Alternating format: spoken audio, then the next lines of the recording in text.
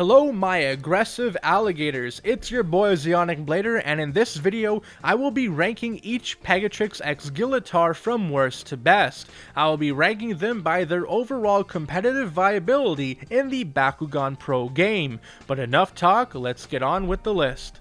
Number 5. Aquos Ventus Pegatrix x Gillator. 2 shield cores, which is mediocre, and a stat line of 207. It's a shame high damage is wasted on a Bakugan that has 2 cores that barely give any damage gains. It costs 8 energy to fuse, which is pretty hefty, and bumps the stats up to 1000 B power and 20 damage. On the plus 500 fusion only shield core, it reaches 1500 B power, but for 8 energy it isn't worth it. Its damage is at 20, but because it costs so much to fuse, that again isn't worth the high damage. It's better using that 8 energy on action cards to boost your Bakugan's damage, especially since we have Bakugan like Darkus that reach 15 damage in just its base form. Number 4. Haos Aurelus Pegatrix x Gillator. It has a shield and green fist core lineup, which isn't anything special, and the stat line of 402. What's interesting is that when on the shield or green fist core, it can evolve for free, which bumps up its stats to 803.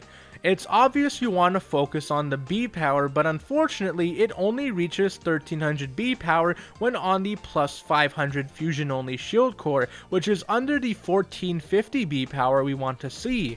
Number 3. Haos Pyrus Pegatrix x Gillator. A nice core lineup of Magic Shield and Green Fist and a stat line of 404, but you don't have to worry about that because for only 1 energy you can fuse this Bakugan, which bumps the stats to 606. However, even when on the plus 800 fusion only Magic Shield, it's at 1400 B power, just shy by 50 B power, which is what many meta Bakugan hit just in base form, which is a shame. Number 2. Pyrus Aurelus Pegatrix x Gillator. A nice core lineup of Magic Shield and Shield, and a stat line of 204, which isn't anything special. You can core swap for a Fire Fist though to reach that 10 damage we need for a damage wins play at least. It costs 4 energy to fuse, which bumps up the stats to 1005 with an innate double strike.